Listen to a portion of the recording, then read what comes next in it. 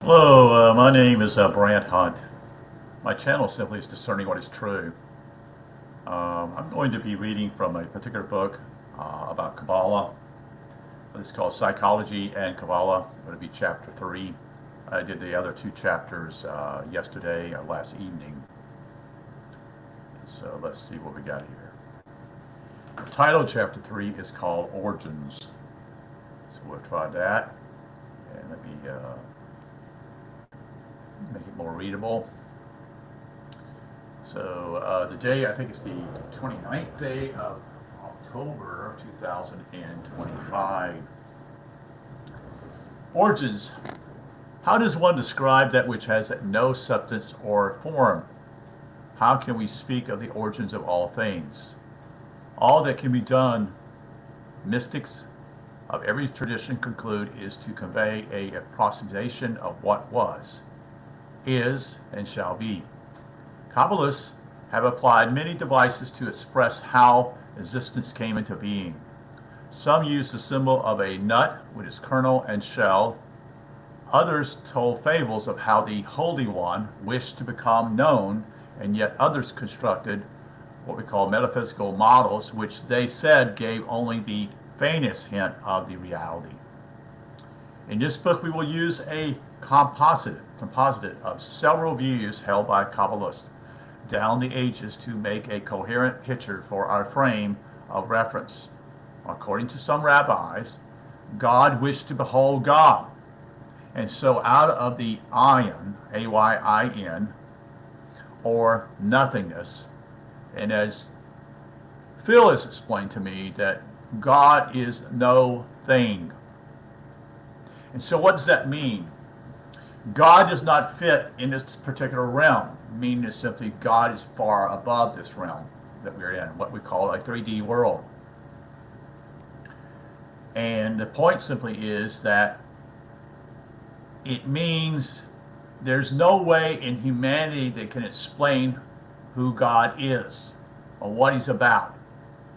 There are no words to explain that also in some ways. And that's what the Kabbalists are saying here. They're trying to figure out what is a good word, such and such, da-da-da-da. And so that's why it's called nothingness. It merged a point from which the absolute withdrew, thus allowing a place of non-existence to come into being.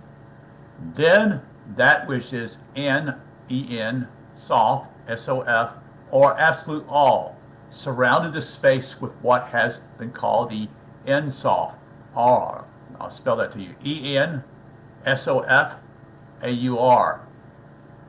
Endless light, which penetrated from the perpetual of the place of non-existence to a center in a series of 10 radiuses. Those Sephir, forgive me if I pronounce some of these words wrong, these are new words for me, Sephira, as they were called, unfolded in a instantaneous sequence to set out a configuration that was to be the paradigm for everything that would be called forth, created, formed, and made in existence, composed of pure consciousness. This realm of light was the reflection of the Holy One. As such, it both revealed and concealed it, the absolute in an image of divinity, called, I'm going to try this again, Olam Hak Azidah, as O-L-A-M-H-A-Z-I-L-U-T, the world of that which is, quote, next to, end quote. This realm of emanation was continuality and process of becoming as it emanated from the first Sephirah manifestation called Keter. Keter, I should say. K-E-T-E-R. I said Keter. I'm sorry. Keter. The crown. The highest Keter.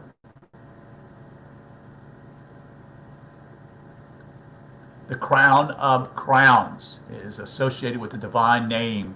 I'm going to pronounce this, but I don't know how to pronounce it. I'm just going to spell it for you. E-H-Y-E-H, that's all caps. Asher, A-S-H-E-R, all caps. and EHYEH, again, in all caps. Or, as it would be said to us in some ways, I am that I am, which carries the intent of the absolute to behold itself in the reflections of existence. The following sequence of Sephirah are the different aspects of manifestation as they unfold and compose an eternal unity of divine attributes. Thus, the crown is the point of origin, while the two that follow form the active and the passive counterbalance. So we're looking at what we call, let's see if I can give you a good picture of this here real quick.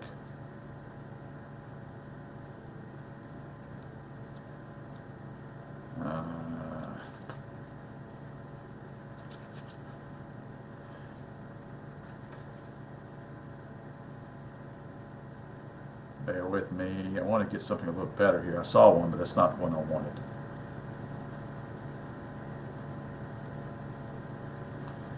This is sort of similar to that right there. You can see it. So it's at the top, and then you have what I would call two wings, so to speak, on the right and left.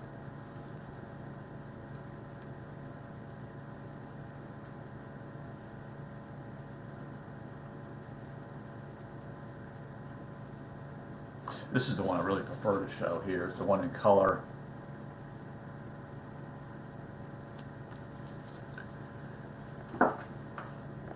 Thus, the crown is the point of origin, while the two that follow from the active and passive counterbalance of divine intellect. These are called Chokhmah and Banal, or wisdom and understanding, and together with Keter, the crown. They form the supernal, that is the supernal triad, which occurs in all esoteric teachings.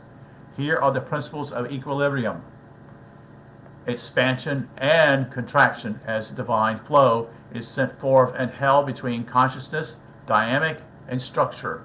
In ancient China, this was known as the Tao, or Yang and Yin, and that is in India, the principle of Sattva, or Rajas, and Tamas, which is the three colors. The main colors are red, yellow, and blue.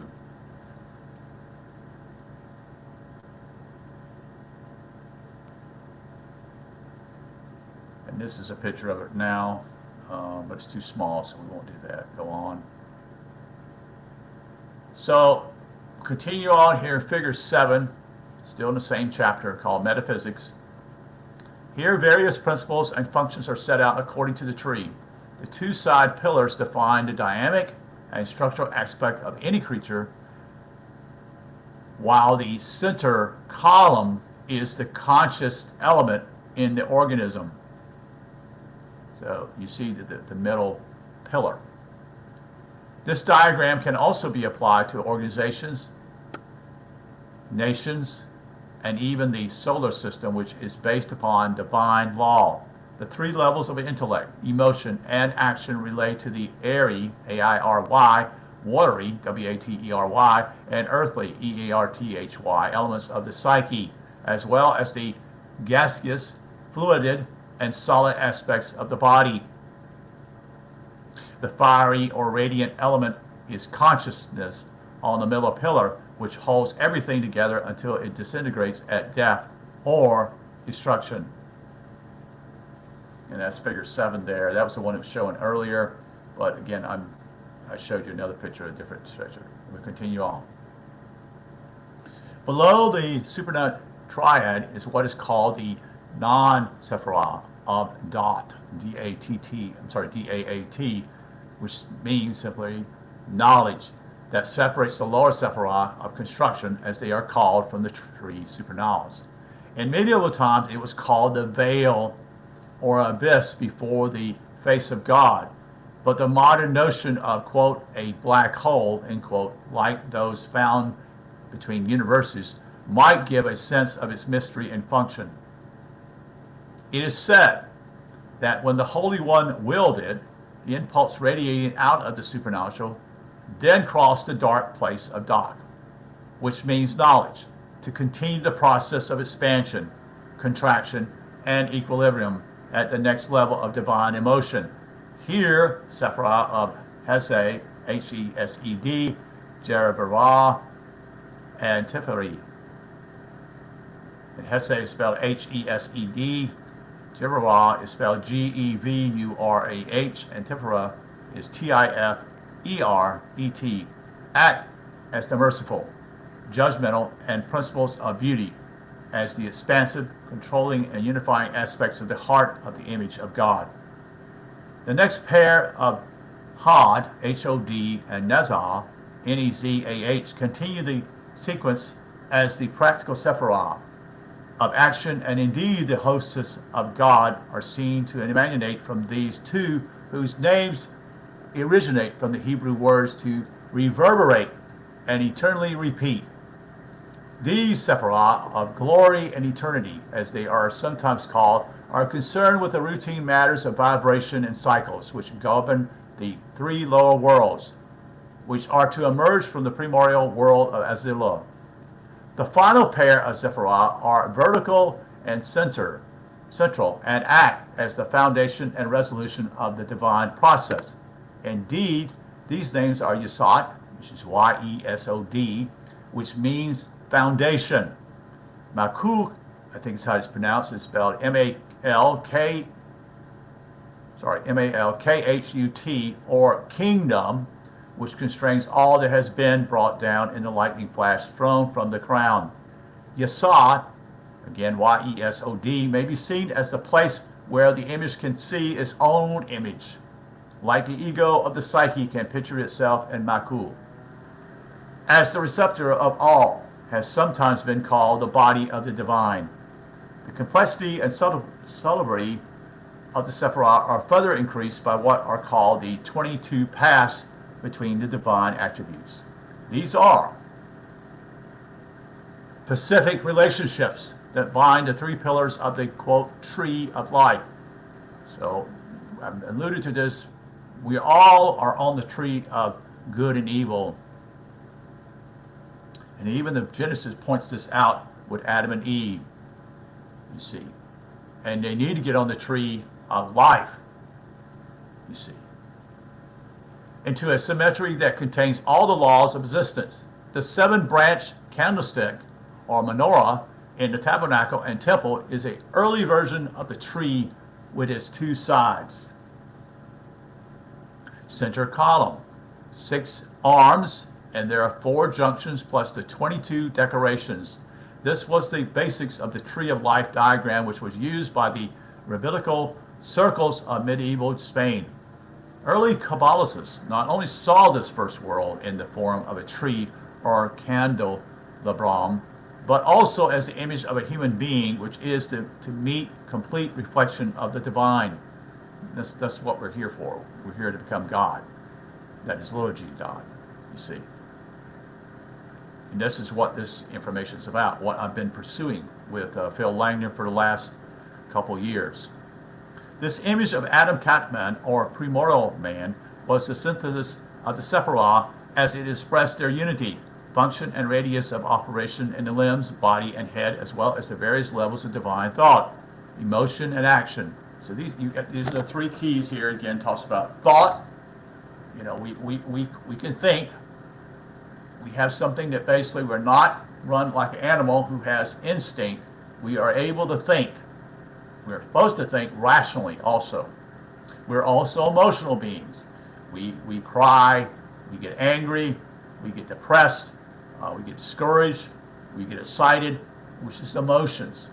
And then action is to implement that, meaning simply is to pursue that. That is to move upward, you see.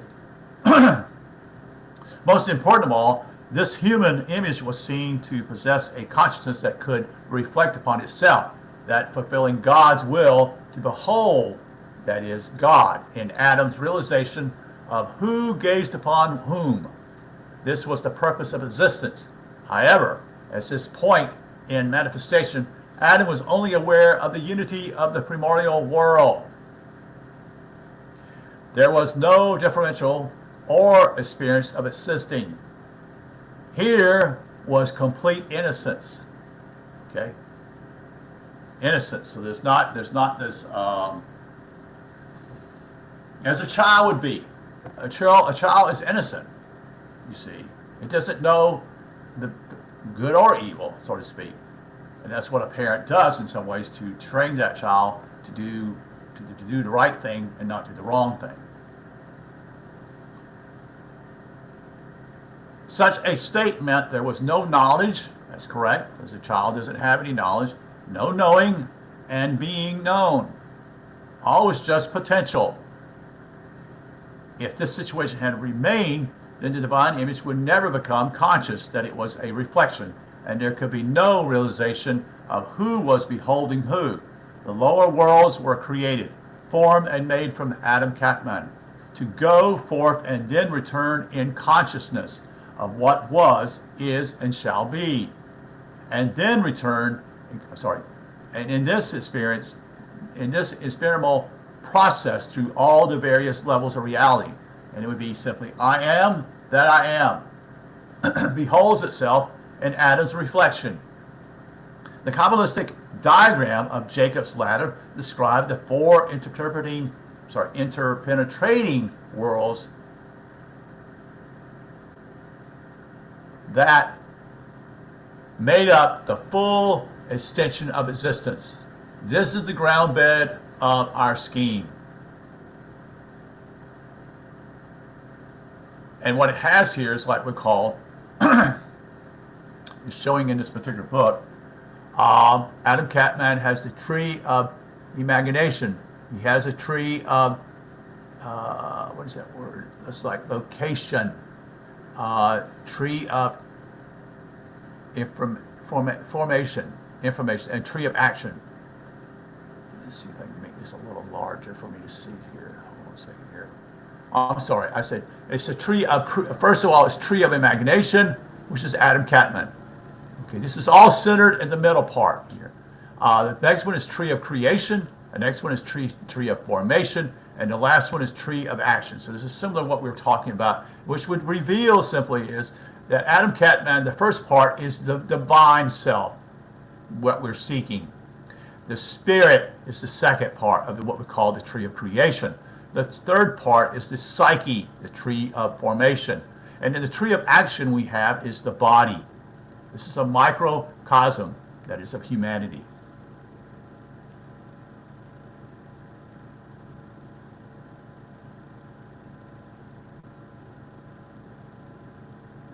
So what he's talking about is going a little bit more. This figure he shows, the figure 8, 4 worlds. Kabbalah has 4 levels of reality. The topmost is that of the divine potentiality, which is what we all have. There's potentiality for us to become divine. Okay, and that is the goal. Okay. Below came the creation of essence. Then their forms, and finally, if they are destined to manifest in matter, the physical universe. Here, these universes are seen as separate entities. However, as will be shown, the lower part of a superior reality relates to the upper portion of an inferior world. The macro and the microcosmic dimensions relate here to humanity. Again, this is from Halevi. That's the guy's name. And we're going to stop that as chapter 3. And we'll go into the next chapter here in a little bit, okay? So let's see what we got here. So,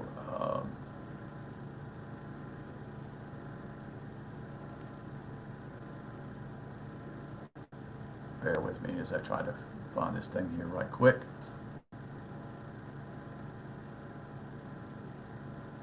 So it's about a little over 19 minutes here. So I'm going to stop here at this point. Again, this is from, it's dealing with Kabbalah, but it's dealing with psychology and Kabbalah. Okay, that's the name of the title of the book. And I'm reading it offline because it's a little bit easier for me to do that than to actually hold the book up in front of me. How about that? Okay, all right. Thank you very much for being here, and we'll be with you shortly again. Thank you.